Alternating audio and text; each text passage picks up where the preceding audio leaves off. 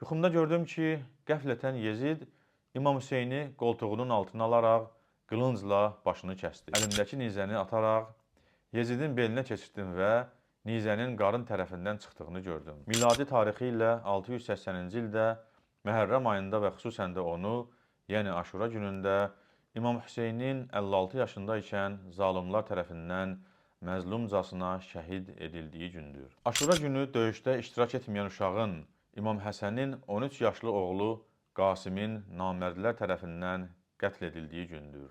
O Aşura günləri zalımlar tərəfindən İmam Hüseynin və yaxınlarının susuz buraxıldığı günlər idi. Səkinə kimi qızına hörmət qoyulmayan gündür o Aşura günü. Qısa olaraq deyim ki, Aşura günü zalımların alçaldığı, İmam Hüseynin və ailəsinin isə ucaldığı bir gün idi. Bismillahirrahmanirrahim. Məlumdur ki, hicri tarixi ilə 61-ci ildə, miladi tarixi ilə 680-ci ildə Məhərrəm ayında və xüsusən də onu, yəni Aşura günündə İmam Hüseynin 56 yaşında ikən zalımlar tərəfindən məzlumcasına şəhid edildiyi gündür. İmam Hüseynin atabir qardaşı olan İmam Hüseynin bayrağını daşıyan çox şücaətli Əbülfadl Abbasın, digər atabir qardaşı olan Əbu Bəkirin, Ömərin, Osmanın, İmam Həsənin övladlarından olan Əbu Bəkirin, Ömərin, Abdullahın, İmam Hüseynin önündə fədakarcasına döyüşüb şəhid olduqları gündür. Aşura günü döyüşdə iştirak etməyən uşağın İmam Həsənin 13 yaşlı oğlu Qasimin namərdlər tərəfindən qətl edildiyi gündür. Nə Peyğəmbər nəvəsinə, nə uşağa, nə də onların çadırlarda ağlar qalan xanımlarına, Zeynəb kimi bacısına, Rübab kimi həyat yoldaşına, Səkinə kimi qızına hörmət qoyulmayan gündür o Aşura günü. O Aşura günü nə dinə imana, nə də insanlığa da hörmət qoyulmayan bir gün idi. O Aşura günü İmam Hüseyin kimi atanın gözləri önündə övladı Əli Əkbərin, həmçinin digər yaxınlarının bədənlərinin oxlara tuş gəldiyi və başlarının kəsildiyi bir gün idi. O Aşura günləri zalımlar tərəfindən İmam Hüseynin və yaxınlarının susuz buraxıldığı günlər idi. O Aşura günü vicdanın həm öldüyü, həm də dirildiyi bir gün idi. İmam Hüseynin və mübarək Əhl-i-Beytin digər kişilərinin namərdlər tərəfindən amansızcasına öldürülmələri və şəhid edilmələri həqiqətən də vicdanı olan hər bir insan üçün unudulmaz ağır bir müsibətdir.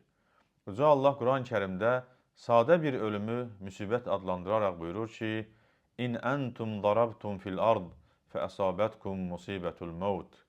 Əgər siz səfərdə ikən başınıza ölüm müsibəti gələrsə, qaldı ki, bu ölüm müsibəti xainlər və namərdlər tərəfindən həmin an yer üzünün ən üstün insanı olan İmam Hüseynə və ailəsinə qarşı ola, özü də çox ağırlı və acılı bir şəkildə. Qısa olaraq deyim ki, Aşura günü zalımların alçaldığı, İmam Hüseynin və ailəsinin isə ucaldığı bir gün idi. Eləcə də məhz bu Aşura günü Fironun alçaldığı və Musa Peyğəmbərin isə ucaldığı bir gündür. İmam Hüseynin qatilləri ona görə alçaldı ki, İmam Hüseynin qətlində iştirak edən hər bir kəs ən pis sonluqla, rəzilliklə dünyalarını dəyişdilər. Bu hələ onların müvəqqəti dünyadakı cəzaları idi. İmam Hüseyin isə ucalaraq əbədilik, bir şəhidlik mərtəbəsinə qalxdı. Ona görə də zalımlıq edən, haqqa girən hər bir kəs məzlumun ahından, Allahın cəzasından çəkinməlidir. İmam Hüseyin Kufə əhlinin ona qarşı xəyanətini gördükdən sonra 3 seçim irəli sürərək ya geri qayıtmaq, ya gedib müsəlmanlarla düşmənlərə qarşı döyüşmək, ya da Yezidin yanına gedib ona beyyət etmək istəyir. Amma buna baxmayaraq, Şimr ibn Zilcəvşən Kufə və Bəsrənin valisi olan Ubeydullah ibn Ziyadın beyninə salır ki, Hüseyin mütləq gəlib sənə təslim olsun və o da bu qərarı qəbul edir. Lakin İmam Hüseyin onların bu alçaq niyyətlərinə boyun əymədiyinə görə məlum hadisələr baş verir. Böyük İslam alimlərindən olan Əhməd ibn Teymiyyə İmam Hüseyni radiyallahu anhu öldürən lənətə gəlmişlər barəsində belə deyir. Hüseyni radiyallahu anhu öldürənə, öldürülməsinə kömək edənə və öldürülməsinə razı olana Allahın, mələklərin və bütün insanların lənəti olsun. O, həmçinin digər bir kitabında deyir, Şübhə yoxdur ki, Hüseyni radiyallahu anhu öldürmək günahların ən böyüklərindəndir. Onu öldürən, ölümünə razı olan və kömək edən Allahın cəzasına layiqdir. Həmçinin İbn Teymiyyə deyir ki, Allah Hüseynindən razı olsun, onu öldürənə isə lənət etsin. O, məzlum və şəhid olaraq Yezidin xilafəti dövründə öldürülüb. Sevimli Peyğəmbərimizə sallallahu aleyhi və səlləm qucaq açan İmam Hüseynin, İmam Cəfər Sadiqin boya başa çatdığı mübarək Mədinə şəhəri ilə vidalaşdığıma az qalmış bir müddətdə bir neçə maraqlı və təsirli yuxular görmüşdüm. Həmin yuxularımdan birində gördüm ki, bir çöllükdür, Yezid atlı, oxlu, qılınclı ordusu ilə durub, yəni müharibə anını xatırladan bir durum idi. Yuxumda gördüm ki, qəflətən Yezid İmam Hüseyni qoltuğunun altına alaraq qılıncla başını kəsdi. Mən də ürəyimdə dedim ki, sən buna bax, Peyğəmbər nəvəsini, İmam Hüseynin başını necə də cürət edib kəsdi bu. Bu sözü ürəyimdə deyib, artıq sağ qalmaq niyyətində olmayaraq, mən də özümü ölümə atmaq istədim. Əlimdəki nizəni ataraq, Yezidin belinə keçirdim və nizənin qarın tərəfindən çıxdığını gördüm. Səhv etmirəmsə, nizə qarnında dura-dura üzü üstə yerə yıxıldı. Bunu etmədən öncə yuxuda 100% bilirdim ki, mən Yezidi vurmaqla ordusu da məni vuracaq. Fikirləşdim ki, bunlar atlıdırlar, mən isə piyada. Yezidi vurandan sonra yerimdə durmayım, qaçım ki, özümü bilərəkdən təhlükə və ölümə atmış kimi sayılmayım. Qaçım və atlılar gəlib məni qaçarkən vursunlar. Mən qaçdım və gördüm ki, atlılar da arxamca qaçaraq qartal kimi üstümə şığıyıb mənə çatdılar. Bu anda artıq yuxudan oyandım, mən sağ idim, amma İmam Hüseyin doğrudan da şəhid idi. Lakin o, uca Rəbbimizin yanında məndən daha sağ, daha salamatdır və belə də davam edəcəkdir. Bu bir yuxu idi. Əlbəttə ki, yuxunun da dərin mənaları olur. Amma onu da qeyd edim ki, tarixi məlumatlara görə istər Əhl-i Beytə qarşı, istərsə də səhabilərə qarşı onsuz da zalım olan Yezid İmam Hüseynin qətlinə pis olur və mən belə əmr verməmişdim deyir. Xəstə olduğu üçün çadırda xanımlarla birgə olan Əhl-i Beyt kişilərindən yeganə olaraq sağ qalan İmam Hüseynin oğlu Əli ibn Hüseyn, yəni İmam Zeynalabidin və Əhl-i Beyt qadınları Dəməşqə gəlirlər. Yezid onlara bir ay yüksək səviyyədə baxdıqdan və böyük maddi yardımlar etdikdən sonra hörmətli şəkildə Mədinəyə yollanırlar. Lakin buna baxmayaraq İslam alimləri və o alimlərdən biri olan İbn Teymiyyə deyir ki, Yezid İmam Hüseynin qətlinə əmr verməsə də, İmam Hüseynin qətlini əmr edən Küfə və Bəsrə valisi Ubeydullah ibn Ziyadı və digərlərini cəzalandırmadı və onlardan qisas almadı. Əlbəttə ki, daha doğrusunu uca Allah hesab günündə aşkar edəcəkdir. Səhabə Əbu Hüreyrə radiyallahu anhu deyir ki, Peyğəmbər sallallahu aleyhi və səlləm Həsən və Hüseyin haqda dedi, mən əhəbbəhumə fəqad əhəbbəni və mən əbğadəhumə fəqad əbğadəni. Kim onları sevərsə, məni sevmiş olar. Kim onlara nifrət edərsə, mənə nifrət etmiş olar. Əbu Hüreyrə və Əbu Səid Əl-Xudri radiyallahu anhumə Peyğəmbərin sallallahu aleyhi və səlləmin dediyini belə nəql edirlər. Əl-Həsənu vəl-Hüseynu seyyidə şəbəbi əhlil cənnə. Həsən və Hüseyin cənnət gənclərinin seyididirlər, yəni ağalarıdırlar. Səhabə Cabir ibn Abdullah radiyallahu anhu deyir ki, Peyğəmbər sallallahu aleyhi və səlləm dedi, mən sərrahu ən yanzura ilə raculin min əhlil cənnə fəlyanzur iləl Hüseyin ibn Ali. Cənnət əhlindən olan bir kişini görmək istəyən Əlinin oğlu Hüseynə baxsın. Bugün o gözəl insanlar bizim yanımızda olmasalar da, onlara baxa bilməsək belə, onlara ürəyimizdə həqiqi məhəbbət bəsləməli, onların imanlarını, əməllərini özümüzə nümunə edərək uca Allaha daha gözəl şəkildə ibadət etməmiz üçün stimulumuz olmalıdırlar. Əlbəttə ki, mübarək Əhl-i Beytin başına gələn bu hadisələr ayından və günündən asılı olmayaraq insanı ağladır və sızladır. Əlbəttə ki, İmam Hüseynin namərdlər tərəfindən öldürülərək o gözəl başının kəsilməsi hər bir insanı kədərləndirir, qəlbini sızladır, göz yaşlarını axıdır.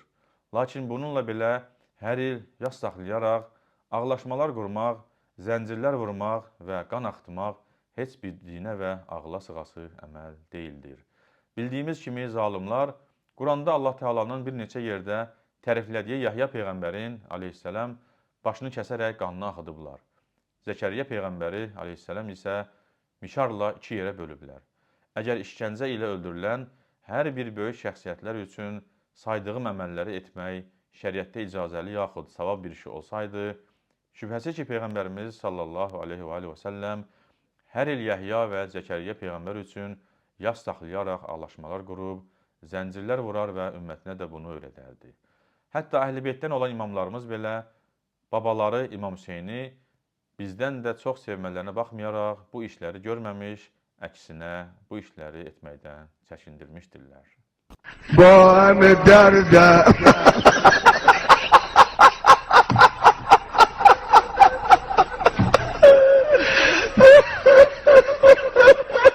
11-ci əsrin ən böyük şiə alimlərindən olan Şeyx Tusi şillə vurmağın, üz cırmağın, qışqırıb ağlamağın o dövrdəki şiə alimləri arasında yekdilliklə haram olduğunu bəyan edərək demişdir. Ağlamağın eybi yoxdur, amma şillə vurmağa, üz cırmağa, saçı yolmağa, qışqırıb ağlamağa gəldikdə isə bütün bunlar hamısı ittifaqla batil və haramdır. 12-ci əsrin şiə alimlərindən olan Şeyx İbn İdris Əl-Hilli də bu əməllərin o dövrdəki şiə alimləri arasında yekdilliklə haram olmasını nəql edərək demişdir.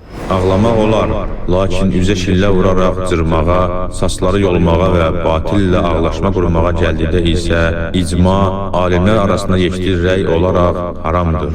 O gözəl Əhl-i Beytin bizim nə başımıza qılınc vurmamıza, nə belimizə zəncir vurmamıza ehtiyacları yoxdur və bu əməlləri də bizdən istəməyiblər.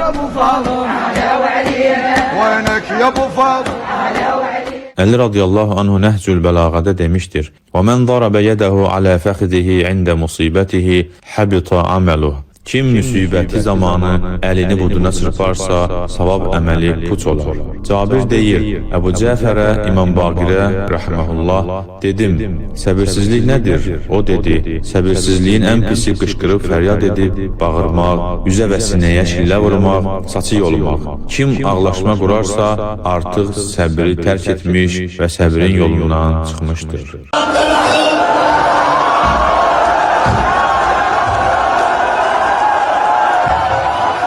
Bəziləri həmin hədislərin ümumi müsəlmanlara aid olmadığını, imamlara və xüsusən də İmam Hüseynə radiyallahu anhum aid olduğunu iddia edirlər. Halbuki həm peyğəmbərlər, həm də imamlar özləri də Allahın əmrlərinə tabe olmağa və çəkindirdiklərindən isə çəkinməyə əmr olunmuşdurlar. Hətta İmam Hüseyn də özü üçün yas tutaraq ağlayıb, qışqırıb, bağırmağı qadağan etmişdir. Belə ki, Kərbəla hadisəsinin şahidi olan İmam Zeynəl-Abidin rahmehullah deyir ki, Hüseyn radiyallahu anhu bacısı Zeynəbə tərəf qalxaraq ona belə dedi: "Ey bacı, mən and içirəm və andımı yerinə yetir.